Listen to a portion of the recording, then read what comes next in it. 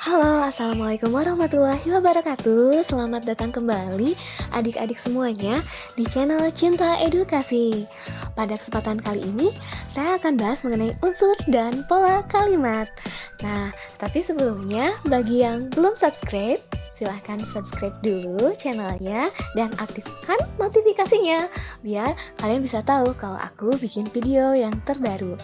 Nah, di sini adik-adik kita akan bahas tentang unsur kalimatnya dulu sebelum ke pola kalimat. Unsur kalimat itu apa sih? Jadi, suatu kalimat yang baik itu biasanya terdiri dari SPO, SPOK gitu. Nah, makanya kita akan bahas dari mulai S, P, O, K, P. S itu apa? S itu subjek, P predikat, O objek, K itu keterangan, dan pelengkap. Yuk kita bahas masing-masing dari unsur kalimatnya. Oke, unsur kalimat yang pertama yaitu subjek. Subjek merupakan pelaku atau orang yang melakukan pekerjaan. Subjek itu bisa berupa kata benda dalam sebuah kalimat yang dapat berupa nama orang, hewan, benda, sapaan, dan lain-lain.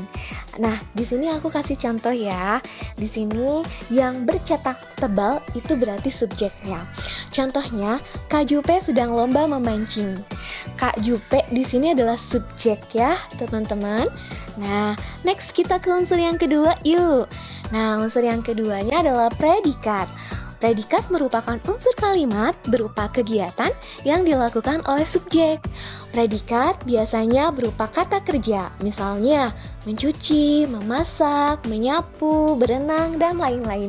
Nanti adik-adik di rumah bisa bisa menyebutkan lagi untuk predikat yang lainnya. Contoh, Kak Dadan sedang mengaji Al-Quran di masjid. Nah, di sini yang bercetak tebal ini berarti menunjukkan predikat. Sedang mengaji, itu kan pekerjaan ya. Sedang mengaji itu menunjukkan adanya pekerjaan yang dilakukan oleh subjek. Subjeknya siapa? Kak Dadan. Di sini sedang mengaji itu adalah predikat. Next, kita ke unsur yang ketiga. Unsur ketiga adalah objek. Objek adalah suatu yang dikenai tindakan oleh subjek melalui predikat. Jadi, biasanya urutannya S dulu, subjek dulu, baru predikat, baru menyusul objek gitu. Jadi di sini kadang-kadang biasanya dikatakan sebagai korban dari tindakan subjek. Objek berupa kata benda biasanya ya. Contohnya, Kak Cinta sedang membuat salad buah. Nah, di sini salad buah itu kan dikatakan sebagai objek. Ini yang dicetak tebal ya. Next, kita ke keterangan. Keterangan menjelaskan bagaimana, di mana, dan kapan peristiwa yang dinyatakan dalam kalimat terjadi.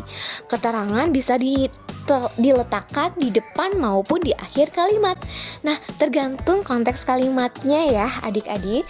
Nah, keterangan dalam kalimat dapat berupa keterangan waktu. Kalau waktu kan menunjukkan adanya ini ya, waktu gitu ya. Contohnya nanti malam, besok pagi, kemarin sore, hari ini, itu kan keterangan waktu ya, berhubungan dengan waktu. Next, ada juga keterangan tempat. Kalau tempat mengacu pada tempat tentunya, misalkan di taman, di kamar, di sekolah, dan lain-lain. Ada juga keterangan alat. Kalau keterangan alat tentang bagaimana cara ya gitu. Misalkan menggunakan pensil, mengendarai motor, dan lain-lain. Itu dia keterangan ya teman-teman. Oke, next. Sekarang ke pelengkap.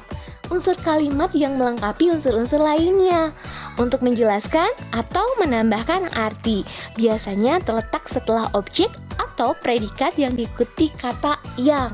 Jadi cirinya ada kata yang gitu ya. Oke, tapi bukan ayang ya. Oke, contohnya gadis yang berkulit putih itu sedang menyiram bunga di taman. Yang berkulit putih itu pelengkap kan? Pelengkap dari apa? Pelengkap dari subjek gitu ya. Subjeknya kan gadis gitu ya. Nah, yang berkulit putih itu pelengkapnya loh gitu ya.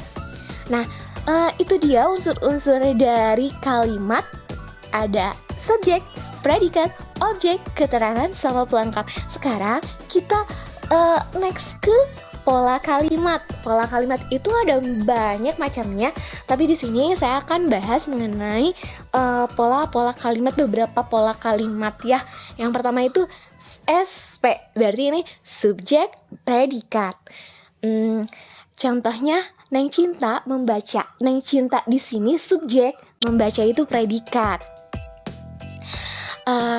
Adik-adik atau teman-teman semuanya, mohon maaf kalau misalkan ada suara-suara yang ini ya, suara-suara ini motor, terus ada yang ini keramik juga, mohon dimaafkan ya. Nah, yang keduanya SPO, subjek, predikat, objek. Kita tambahkan objek. Neng Cinta membaca novel. Neng Cinta di sini subjek, membaca predikat, objeknya adalah novel. Pola kalimat SPOK. Contohnya, Neng Cinta membaca novel di taman. Neng Cinta itu subjek, membaca predikat, novel objek, di taman keterangan. Keterangan apa? Keterangan tempat tentunya. Next, kita ke pola yang lain. Ada SPK. Neng Cinta membaca di taman. Ini nggak ada objeknya teman-teman. Neng Cinta itu subjek, membacanya predikat, di tamannya keterangan tempat. Ada juga SPEL. SPEL itu subjek pelengkap. Pelengkap ini untuk pola yang kelima. Neng Cinta yang baik. Neng Cinta di sini subjek, yang baiknya adalah pelengkap. Seperti yang tadi dikatakan, untuk yang pelengkap itu biasanya berawalan ber gitu ya. Berbadan, berkulit gitu ya. Atau pakai kata sambung yang gitu ya. Nah, untuk yang pola yang keenam, SPOPL. Neng Cintanya subjek, membaca predikat, novel objek, pelengkapnya yang romantis. Ayo, novelnya yang romantis gitu ya. Neng Cinta membaca novel yang romantis. Nah, itu dia dan lain-lain ya. Masih banyak lagi pola kalimatnya. Sekedar pemberitahuan untuk adik-adik, teman-teman semuanya. Ini di sini untuk pola kalimat itu banyak juga ya, yang nanti akan ditingkatkan pola kalimatnya gitu ya, ke tingkatan yang lebih tinggi. Ini ada banyak di soal-soal TESEKDIN maupun UTBK gitu. Nanti insya Allah untuk video next kedepannya saya akan bahas mengenai pola kalimat yang sepola gitu ya. Tapi karena untuk soal sekdin CPNS kedinasan ataupun soal UTBK nanti saya akan upgrade, jadi soalnya lebih hot lagi. Kalau yang ini kan memang ini materi dasar, jadi memang disettingnya untuk unsur dan pola kalimatnya dengan bahasa yang begitu sederhana gitu. Jadi supaya adik-adik teman-teman itu lebih jelas, lebih mengerti gitu ya. Nah, oke, kalau gitu itu saja untuk video kali ini. Jangan lupa untuk like, subscribe, dan share supaya channel ini lebih bermanfaat dan lebih berkembang. Nah, sampai jumpa di video berikutnya. Semoga bermanfaat. Wassalamualaikum warahmatullahi wabarakatuh.